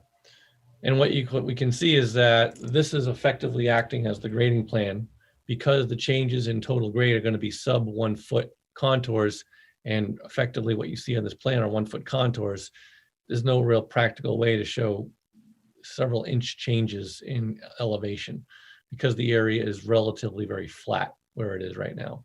So based on the field work when it's being done, and the micro level of work here, it's just very hard to show, or not practical to show at 1 foot contours. The next comment is regarding planting in the buffer zone. And since we're not proposing additional woody vegetation, there was a suggestion of replacing the monotypic ryegrass mix with a New England Conservation wildflower seed mix. I think that's a fine request, and we certainly can spec that as a special condition in the order of conditions. The next comment was from Mass DEP about the specs on the fill material to construct the basin. I think John was prepared to answer that question. Yep, thanks, Scott. I can speak to that. The basin, the majority of the basin, and again, if you're able to zoom up on that, Don, it'll be a little bit more clear. But the majority of the basin is in a cut condition. You've got about 1 foot of fill at the portion on the right-hand side, which is common. Sometimes when you construct these, sometimes it's a big hole in the ground, but it's not always. Sometimes you cut a little, sometimes you fill a little bit. But essentially, the materials is just going to be the existing on-site native materials. When you start talking about not constructing a basin of fill, they just want to make sure it's not native fill, so the basin doesn't have uneven drainage and infiltration capacities. So all of the material that's out on site today would be reutilized for the basin. You know, there isn't an engineered spec that we're bringing in material. Okay. Chair? Yes, Matt. So I did check in with Phil Paradis today, just because that's more his bailiwick than mine, although I did comment on it.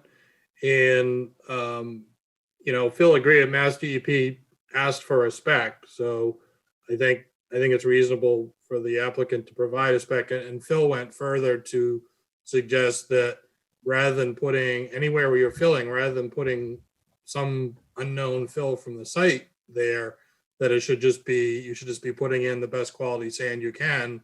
Trying to I know it's de-soils on the site, but why not make the effort to infiltrate as much as possible? I mean, it seems like there's sort of a theme here of kind of taking the point of lowest return here on a lot of different points, and this doesn't seem like a difficult one to put a better soil in there. But I also defer to Melissa or Kerry to speak to that as well.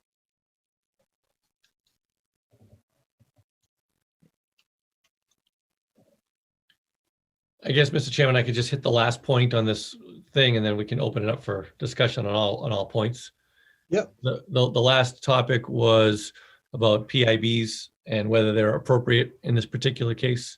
And, Matt sort of leaves that as a deference to the commission as to whether or not that is appropriate on site or not. As it stands right now, we have sort of the limit of the parking lot.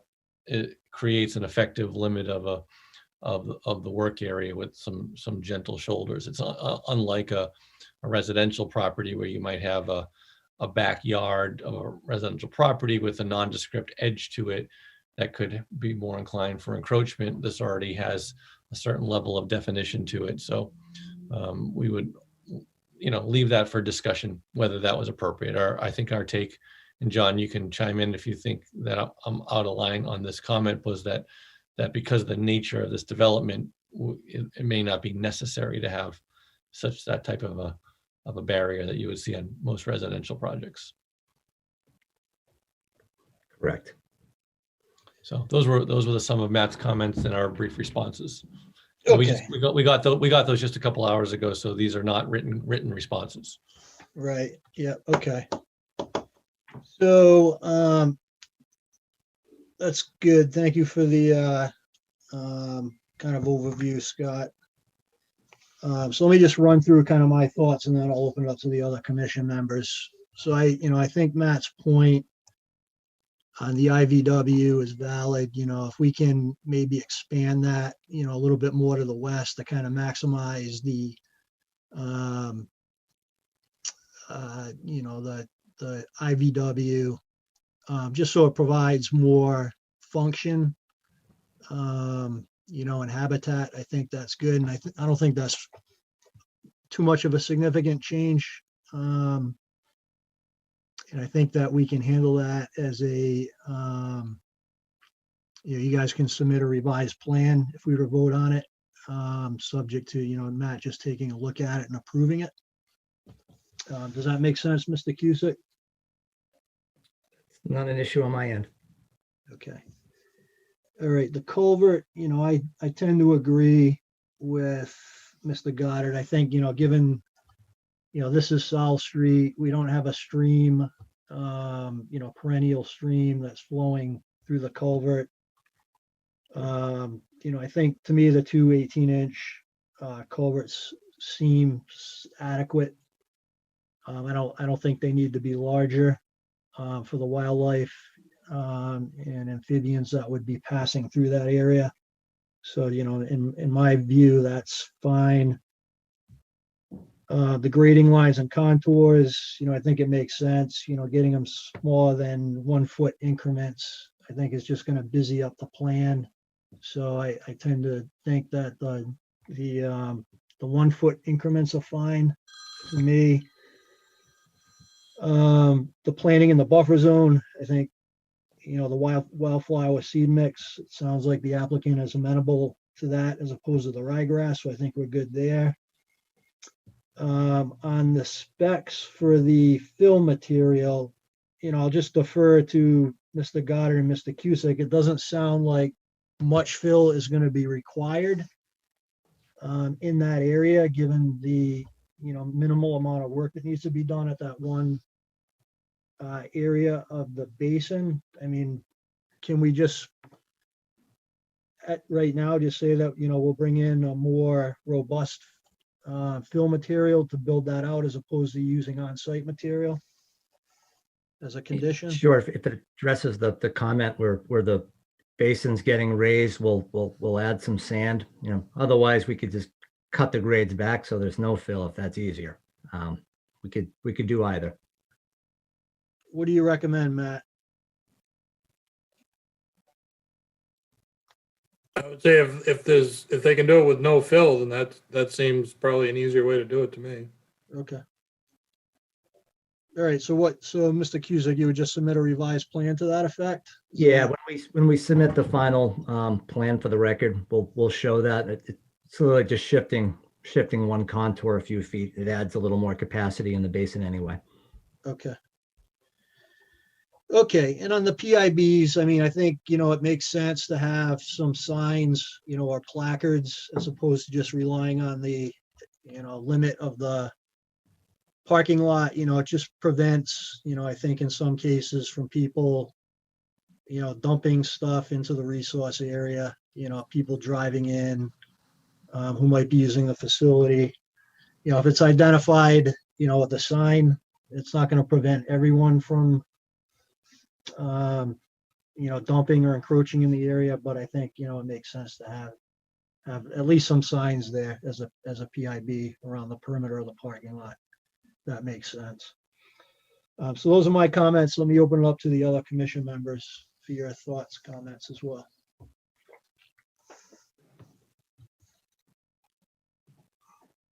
Jeff, this is Melissa. Yep. I would agree with the expand the IVW to the west, if that's just gonna be landscape anyway, we might as well specify that it's something a little better than grass that's going in there. For the replication area, the bottom is the bottom of slope line shown, like the footprint of the basin in the grading, or is it just a hatched circle? Yeah, on the cross section, the if you can zoom in right where you are there, Don. Yeah, no, I meant on the plan view. No, the plan, yeah, it just shows it's hatched in.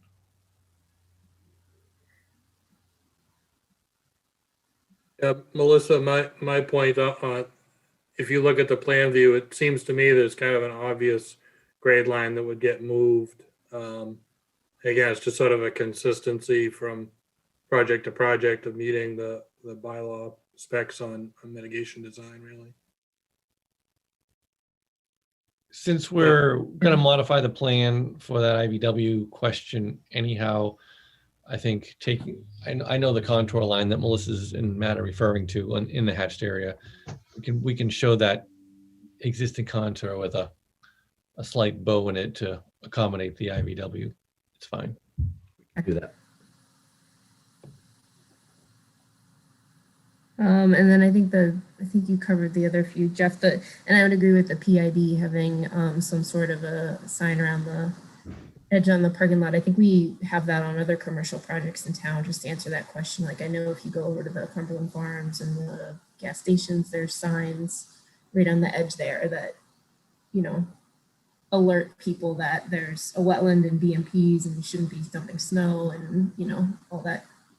It's not to that detail, just as wetlands, but at least makes you think about it before you do that. So I think that's consistent with what we've required in town for commercial properties.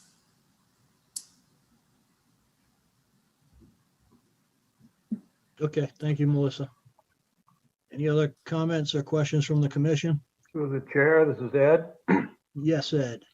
I absolutely concur with Matt's comments about the open box culvert. If there's to be any likelihood of critters wanting to cross through here, critters do not like round circular things because they look like a mouth, I believe. You do much reading at all on this topic, and the general provision is for using a box culvert for that reason. I have one other comment. It's interesting that my comments kind of follow along with Matt's discussion about how to invasive species on the site will be controlled. I happen to have another hot button for invasive species, as you likely know. And I would like to see some plan afoot to deal with the invasive species that are there to help keep them from spreading. And that's my comments. Thank you, Ed. Was there a significant invasive species issue at this site? I don't recall there was, but I may be wrong. On the left-hand side of the site, close to that parking lot area where the IVW is, and then heading toward 495, there's a fairly strong dominance of European buckthorn. And then when you move to the center of the site and the right-hand side of the sheet, it's fairly naturalized. Okay. A lot of that buckthorn area is going to get redeveloped in this plan. There will be some areas that will probably still have buckthorn stands in that back left corner, probably, and then around the wetland and the wetland replication area. If the buckthorn is left, it will merely expand its turf. Yeah, it's gonna continue to come back, unfortunately. It can be aggressive. It does also cross property boundaries. It is a nuisance plant, no question about it. So we could do Definitely don't want it to take over the replication area, right? Yep. Yeah. Which is, I think, a concern at a minimum. And, you know, the area in around it, you know, during the construction and the monitoring, you know, of course, all that stuff is removed as part of the normal protocol. how it's able to be managed, decades from now when, things reach a new equilibrium is a different question. In the short term, there will be, of course, some management as part of this mitigation measures being put in. Okay. You make that part of the long-term O&M plan for that basin, for that IVW?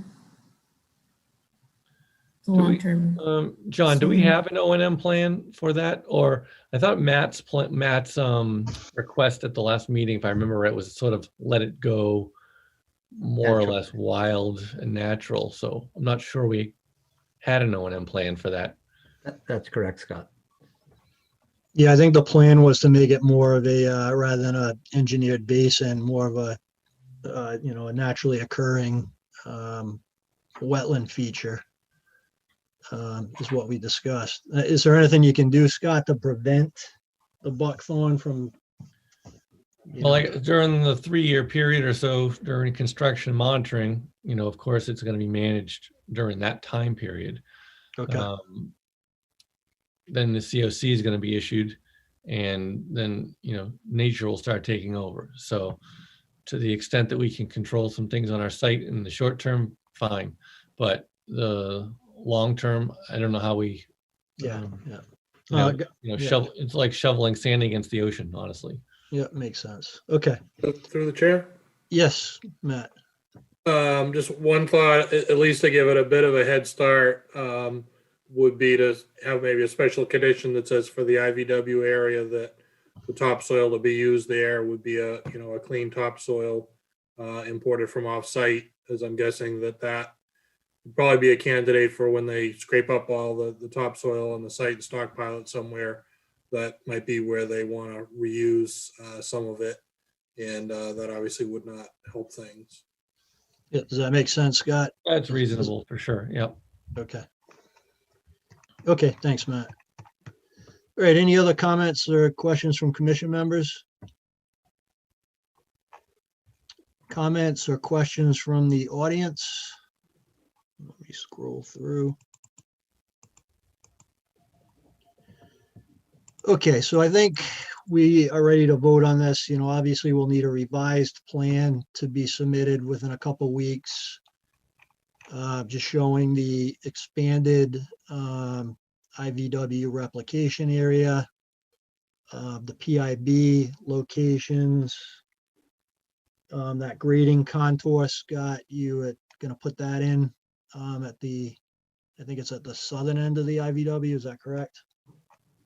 Correct. Well, no, it's the western edge of the replication area. We're going to add a contour line. Yeah, okay.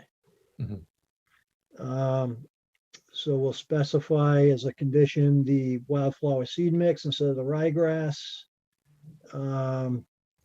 We will not be needing the fill material for the basin, so you will be submitting us kind of a revised plan, just the specs for the grading on that, Mr. Cusick. That's correct. Okay. And then there'll be a condition to be for the IVW to be constructed with the clean topsoil as opposed to reusing the topsoil that's on site. So I think that covers everything. Through the chair, Yes, Ed. this is Ed. Matt and I both commented on an open bottom box culvert. You didn't mention that in your list of changes. Yep. Yeah. So, I mean, I was just listing the special conditions. So your comment on the box culvert is noted. I don't think we're going to specify that they change that. I'm fine with the 18-inch culverts as proposed. Given again, there's not a stream going through there.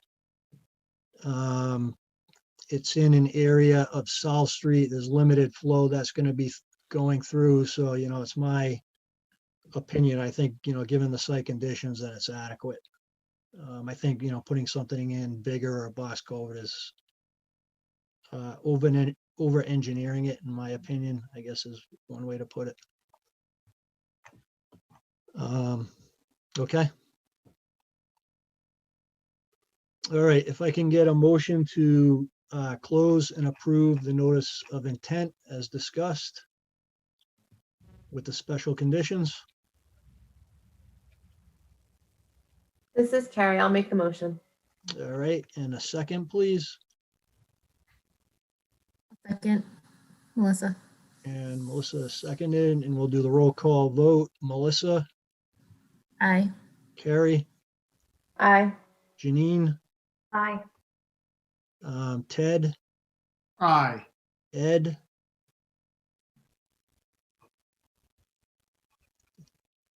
Ed, you're on mute. Sorry, no. Okay, and Jeff is an aye. Okay. I think. I Thank you got very that. much for your time this evening. Okay, you're welcome. Have a Thank good you all. evening.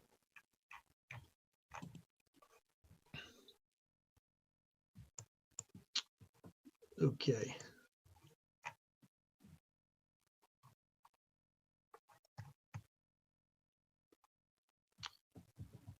All right, Don, so we'll give you a minute to close everything out and we'll go back to the work session items.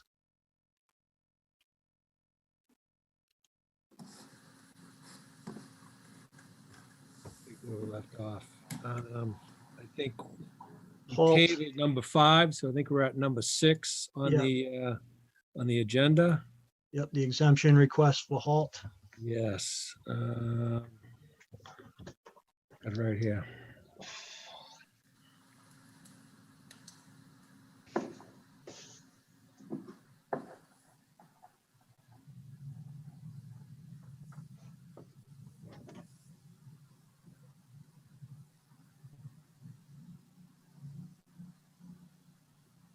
Not sure if anyone from Halt is here to provide an overview. Yep, I think Mr. Daushi I saw on the line.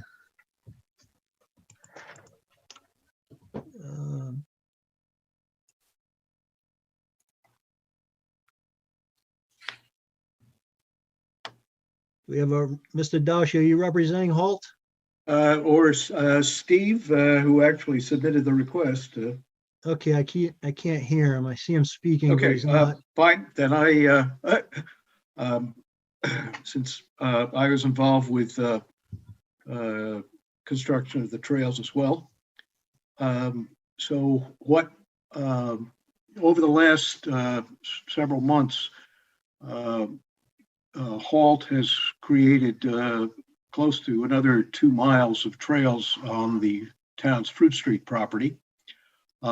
And there are 3 small stream crossings, which actually, the streams are hoppable, but we certainly want bridges for long-term use.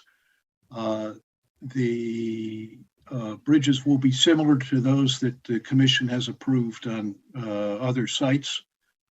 2 feet wide, 2 12-foot long bridge. Okay, the site, do you want to go through the 2 pictures? I was going to scroll down to your, I thought you had sketches too. Yeah, there we go. This is an example. One of the bridges will be 8 feet. The other 2 will be 12. They are long enough to span well over the stream width, which typically is around 3 feet. And to key into the slopes on either side, the upland slopes on either side, which will eliminate a major step to get onto the bridge. So it'll be a little more friendly for cyclists and skiers. The picture you're looking at now is where the shortest crossing, where an 8-foot bridge will go. That's this season. It's soggy. It does not have flow, but in the spring I expect it will. That is on a new trail that is just west of the playing fields, provides a route to connect to the Mary Pratt North trails without going across the playing fields. It appears to me to have been an old road fill from back in the days of Santa gravel extraction. And the loppers there are in the low point where if there is overflow in a wetter season, that's where the flow goes. And this is on a stream crossing on a new trail near the town's sewage treatment facility. This actually was an old deer crossing, but that's always a good clue of a place to put a trail. And again, this will be a 12-foot bridge. Okay. I think it looks pretty straightforward. It's being constructed as you guys typically construct them. I don't see any issues. So let me just open up to comments from the other commission members.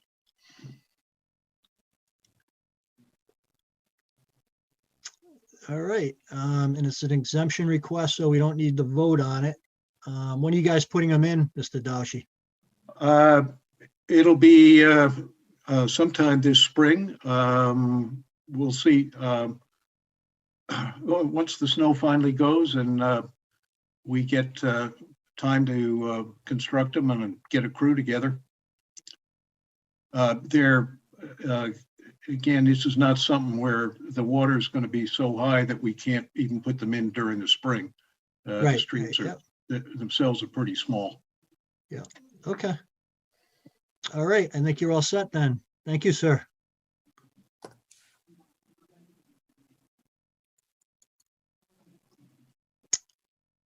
Through All the right, chair. Yep. Go ahead, Don. And maybe I'm wrong. I thought Jim was gonna give us an update on the Upper Charles Trail Committee, unless someone else is in the audience. And I thought he was gonna do number 8 as well. I thought he was gonna give us project status. Yeah, he did. He did ask for both of those to be on the agenda, so I think we'll have to push those until the 23rd, Don, since he's not with us. Yep, I'll table those. Okay. And we did cover the one public forum request we had. We sort of commingled that and was able to address Grasshopper's requests. Okay, perfect. All right, I think we are all set then for tonight. So if I can get a motion to adjourn the meet. Yes. Before we adjourn, I just wanted to give a Zach update with solar and other stuff. Sure, go ahead, Ted. Sorry. Just trying to click on my calendar. Zach has extended. We were about to take a break because we passed along stuff to the planning board. But we are now spearheading the tree preservation push. I don't have very much to report. We're kind of kicking ideas around, looking at what town council gave us, looking at what other towns did. The two models that seem to be popular to prevent clear cutting are either setting up you may not clear cut more than 50% in greater than 40,000 square feet type model without specifics, or identify certain trees as protected trees and that you may not chop down those trees as you're looking to clear cut for stuff. We seem to be leaning towards the first, if I were to guess where the committee is going. But the biggest thing I want to say is we have 2 more meetings before Zach passes it to planning board all by themselves. And I would love to get more public input, especially from COMCOM members. So the next 2 Zach meetings are Wednesday, February 17th at 7 p.m. and then Monday, February 22nd at 7 p.m. I value the input of everyone on this committee. I certainly think that we are nature-loving folk. And to have some COMCOM members in the audience to weigh in and offer some thoughts, I know I would be very appreciative of that. So if anyone is free and interested, I wanted to share that. Okay, so Tuesday, the 17th and I Monday, think the it's a 20th. Wednesday, the 17th. Wednesday, Wednesday, 17th. okay, and Monday, the 22nd, 7 o'clock, you said? Those are 7 o'clock meetings. Okay. Okay, I'd also say the Independent is doing a really good job covering everything that Zach has been doing with considering solar and now as a complement, a tree clearing bylaw. And if you want to get caught up, take a look at what the Independent's reporting. I think they're doing a great job. okay, good. Thank you for the update, Ted. All right. And I Okay, anyone, move to end the meeting. you're making a motion to end the meeting? I am indeed. I'll Okay, in a second? Janine, second. Second, Janine. All right, we'll do the roll call vote. Melissa, Aye. Carrie, Aye. Janine, Aye. Ed. I did that on purpose. I know you did. Ted, Beginning too. making sure you guys are still awake. And Jeff's and I. All right, everyone, thank you very much. Good night, everybody. Have a good night. Night all. All right, bye.